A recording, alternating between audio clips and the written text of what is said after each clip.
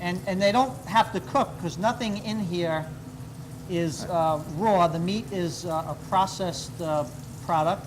And of course, the cheese is ready to eat. So I'm just going to saute these a tiny bit. Flip our tuna over one more time. And you'll be able to see the neatest one here is the one that you did. So it's no. You know, it's funny. For you, you've developed a real passion for what you do.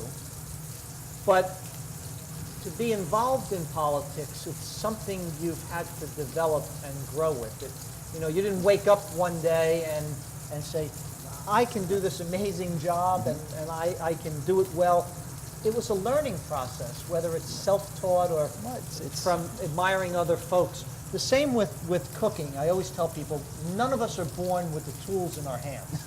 You know, it's something that you develop a passion for, and that passion is what leads you to a higher level than perhaps someone else. Which, I mean, anyone who knows you can see that you definitely have a passion for what you do. And, you know, I'm sure other folks, there have been many folks that get involved in politics and leave early. But you've had the luxury of seeing all the hard work for years that your dad has done. And well, he taught us, and my mother taught us very early on that it's important to give back to society. Everybody who's an American citizen is blessed to be a member of this country. Absolutely. And it's very important to give back. And so you can do it in a variety of ways. I used to, whether it be cooking in food kitchens, or whether it be when I served as a volunteer firefighter, or actually here in Westfield served on the rescue squad for a couple of years. You know, a lot of the folks don't realize all that stuff. And the people who are involved in the rescue squad and a variety of other volunteer activities throughout town give so much of their time, literally morning, noon, and night. Saving lives. Saving lives, helping their fellow citizens, and it's just it was a very important part of my experience was serving not only as a volunteer firefighter in a different company, but also serving as an EMT and as a rescue squad member in Maryland and in Westfield. It was a very important part of my life. I remember doing a fundraiser for a councilman that was running a number of years ago. And it's funny because it was somebody who actually was from one party line and changed over to another party line, and a gentleman that I knew for a number of years. And when I introduced him, you know, people look at our councilmen as these local people, and well, what's the real effect? And I said when I announced him, I said, you're a man that can be responsible for my children's lives. And I could see some people looking, and I said, our last council person who's now leaving was responsible for getting speed limits lowered where my children go to school.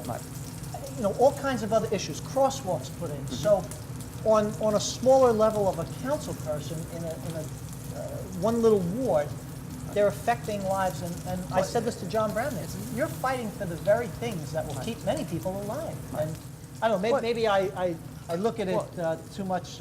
Well, I mean, the council members in Westfield, as you well know, I think that not one of them has ever cashed their $1 a year paycheck in the history of the town.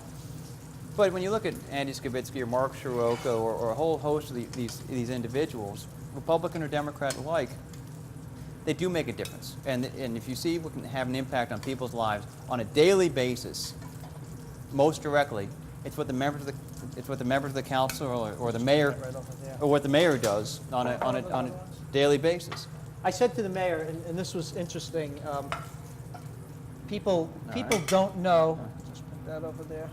People don't always know everything that goes on. And one of the big eye openers for me, we'll put that one right into here, was taxes. The fact that our entire government runs on like 16.6% of the taxes. Yes.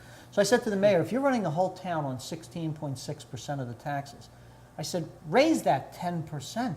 I said, 10% would allow you to do all the things you wanted to do. You fix all the streets, whatever. I said, it would be such a marginal amount of money. If it's on $10,000, it would be, what, we're talking $166. He said, yes, while $166 may not sound like a lot of money, he said, You have to remember all the faces from every door that I've walked up to and knocked on in this town. Some of the seniors, some of the people that are on limited salaries. He said that can break them. Right. He said, so we have to do things at a fairly slow rate. But it's also that $166 on top of the massive annual county increases Absolutely. in spending, on top of the lack of state aid that's coming in to help Westfield and the school systems over the last several years, and I think the flawed policy to have wealth-based weighting for special education that John Corzine has pushed through now, which I think is the wrong policy.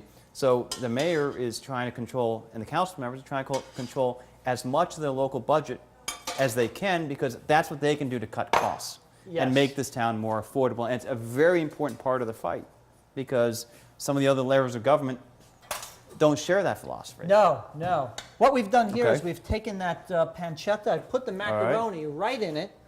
I'm going to put a little bit of the macaroni water, and we're going to be finished up here in a minute. Now, this water was boiling, so it was 200 plus degrees. Okay. And so it cools down just a little bit, and we have some raw egg. Okay. And we're going to put this raw egg in, and we're going to stir it around. So essentially, this water, you can just toss that around. This water is bringing this egg up to above 160 degrees, so it'll kill any salmonella. Okay. Salmonella is killed at about 160 degrees. So we put all that together with some grated cheese. This is called carbonara. This is the authentic Italian version. That is simply the pancetta, the egg, the cheese, and the macaroni. My daughters are huge cheese fans, so this looks like something they would love. What we're going to do right now is we're going to take a break, and we're going to set up all this stuff that we've cooked, the tuna with the wasabi vinaigrette, the little prosciutto and mozzarella packets, by the way, smoked mozzarella, and the carbonara. We're going to set up a table, and we're going to come right back and be with you in a minute, and you'll see our table set. Again, I'm with Senator Tom Kane Jr. I'm David Martone, Executive Chef at Classic Thyme.